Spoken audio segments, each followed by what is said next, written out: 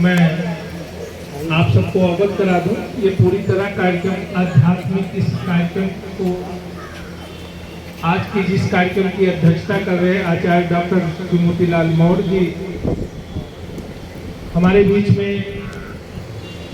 विधायक प्रतिनिधि सम्मानित अरुण मौर्य जी, हमारे बीच में आज के मुख्य अतिथि आदरणीय सुनील कुमार चौधरी सर, परम आदरणीय प्रोफेसर डॉक्टर राम नरेश चौधरी, हमारे बीच में मौजूद सभी धम्म बंधु, हमारे बीच में पत्रकार प्रिय अखिलेश यादव जी हमारे बीच में दिख रहे हैं, मैं उनका भी स्वागत कर रहा हूं। हमारे प्रिय ओम सिंह अमर उजाला, मैं उनका भी स्वागत, और आप लोगों ने इस कार्यक्रम को स्वयं संज्ञान लिया। हमारे बीच में भाई रोशन लाल उमर बैस जी, और इस कार्यक्रम को बहुत ही अच्छी तरह से अपने कैमरे में बंद कर रहे भाई हमारे अम्मा साहब ट्रस्ट के ट्रस्टी सम्मानित आनंद मोहन ओझा जी, मंगल मैत्री ट्रस्ट के सम्मानित अध्यक्ष इंजीनियर रामाचल मौर्य, अन्य नाम भी हमारे बीच में है, मगर मैं सबको सबसे क्षमा प्रार्थी होते हुए, चूंकि समय को संपत्ति मानते हुए सभी के लिए अपनी मंगल कामनाएं और पूज्य भंते जी को हम पूरा समय दें। इससे पहले मैं गुरु जी से आशीर्वाद के रूप में सभी अतिथियों का स्वागत श्रद्धेय डॉक्टर दयाराम मौर्य जी के द्वारा होना है। मैं चाहूंगा कि आप सभी के स्वागत संबोधन आप लोग बोलिए साधु। एक तरह शास्त्र वाचन में ऐसा बोलिए साधु साधु साधु।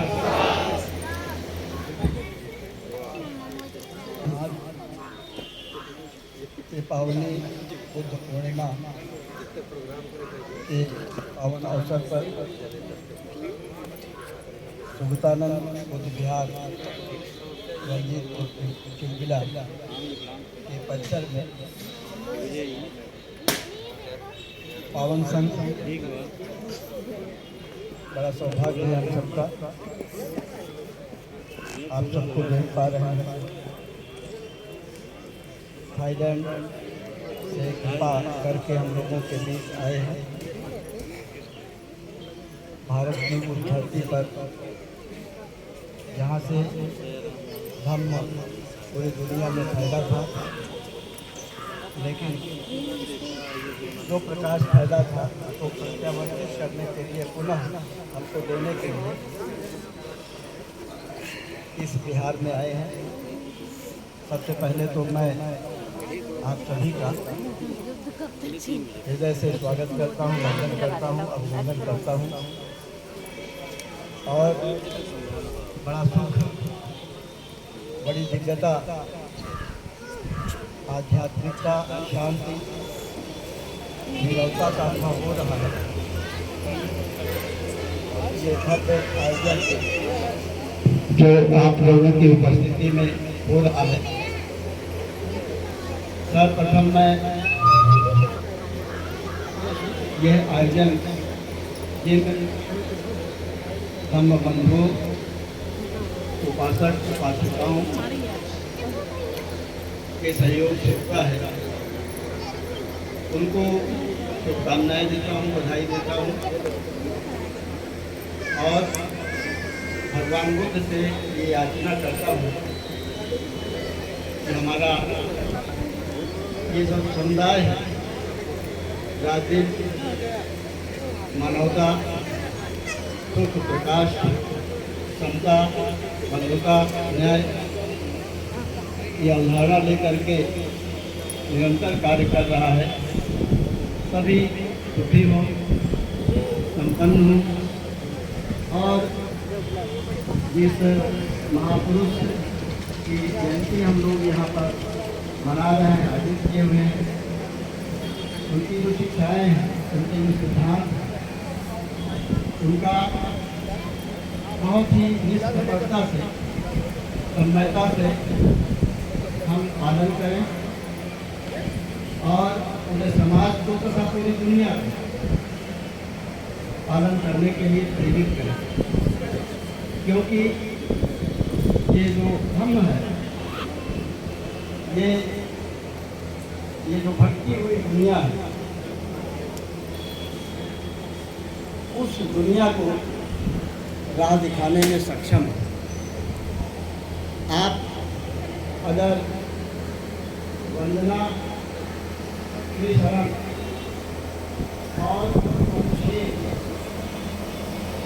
अध्ययन करें तो उनमें ही बहुत सारी बातें छिपी हुई हैं। इसका पूरा संदेश छिपा हुआ है। बहुत सारे ग्रंथों की आवश्यकता नहीं है कि हम पढ़ें, थोड़े में पढ़ करके हम अपना आचरण, अपनी जीवन शैली, अपने कार्य, अपनी क्रियाएँ सुधार सकते हैं और अपने जीवन को सुखी बना सकते हैं, अपने परिवार को सुखी बना सकते हैं। यही संदेश हमको लेना है और प्रचारित करना है, प्रसारित करना है। आदरणीय बंधुओं, वर्तमान जो विश्व का परिदृश्य है आप देख रहे हैं, हिंसा, मारकाट, रक्तपात और अंधविश्वास से ग्रस्त, यानी मनुष्य ही मनुष्य के विनाश के लिए अग्रसर है, प्रेरित है और अपने विचारधारा को विनाश के लिए क्रियान्वित भी कर रहा है। बताने की आवश्यकता नहीं है।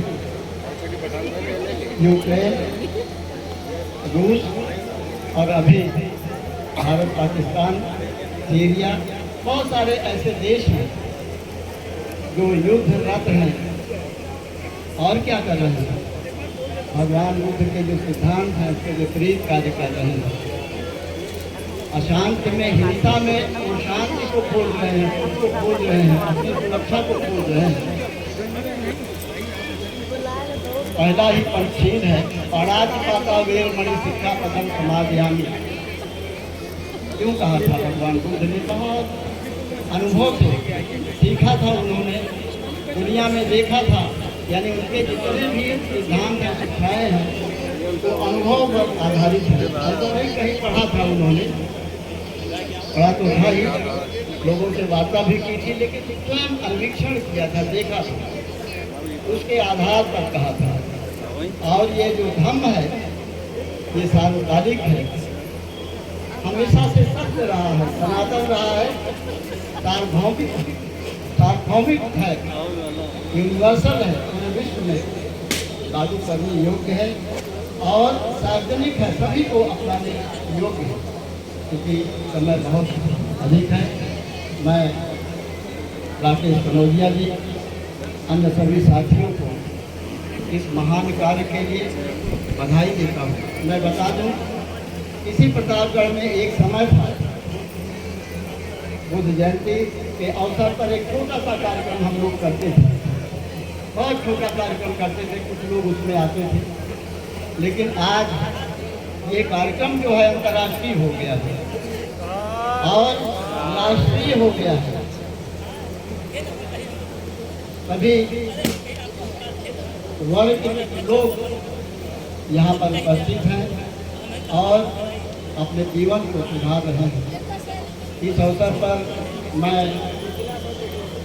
जिनका व्यक्तित्व पूरे देश में व्याप्त है, समनायक श्रद्धेय राजेश चंद्रा जी, संघ नायिका नीलम चंद्रा जी और आज के अध्यक्ष डॉक्टर शिव मूर्तिलाल मौर्य जी, बगल में बैठे हुए रोशनलाल जी जो समाज सेवी हैं, भगवान बुद्ध के सिद्धांतों को ही आगे बढ़ा रहे हैं, क्रियान्वित कर रहे हैं। अन्य महान लोग यहाँ पर उपस्थित हैं, सबका नाम लूँगा तो देर हो गई। सुनील कुमार चौधरी की जो मुख्य अतिथि हैं, बड़ा बहुमूल्य समय निकाल करके आए हैं। इसी तरह की विभूतियाँ हैं, उनके पिताजी रामनरेश चौधरी जी हैं, उनका भी मैं स्वागत और वंदन करता हूँ और बड़ा अच्छा अनुभव कर रहा हूँ कि आप सभी लोग आए और हम लोगों का उत्साह वर्धन किया है। एक चीज़ का हमको ध्यान रखना है, जो कहा जाता है और हम अनुभव भी करते हैं कि भगवान बुद्ध की जो विचारधारा है वो विज्ञान है, ये साइंस है, वो कोई कपोल कल्पना नहीं है, कोई कहानी नहीं है, बल्कि वो स्वयं सिद्ध है। इस तरह विज्ञान में हर कुछ सिद्ध है और जब सिद्ध होता है तभी हम उसको विज्ञान कहते हैं। इसी तरह भगवान बुद्ध का जो सिद्धांत है, जो उनकी विचारधारा है, जो धर्म है, वो विज्ञान है।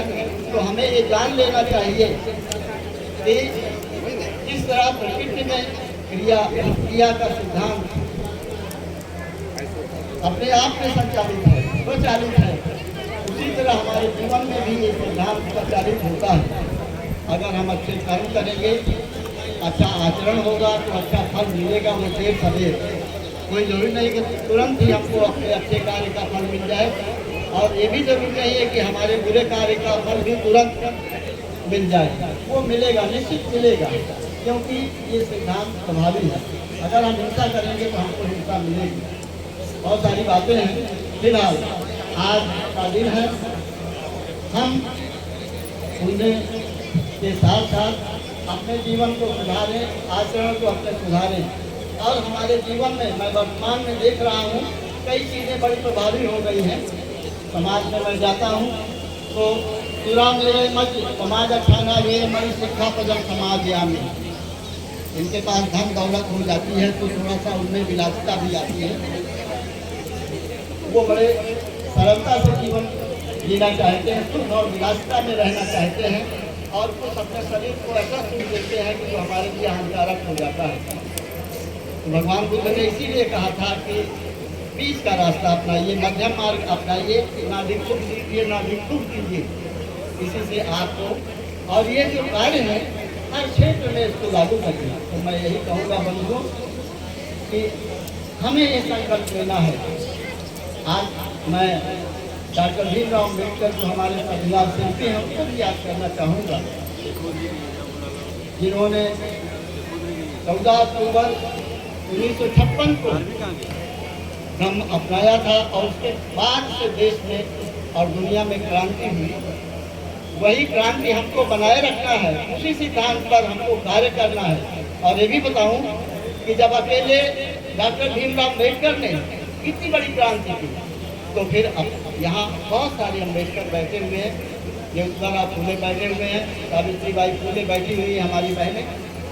तो फिर हम वो क्रांति क्यों वो धीमी पड़ गई है, क्यों तेज नहीं कर पा रहे हैं, और अपने समाज को क्यों नहीं बदल पा रहे हैं।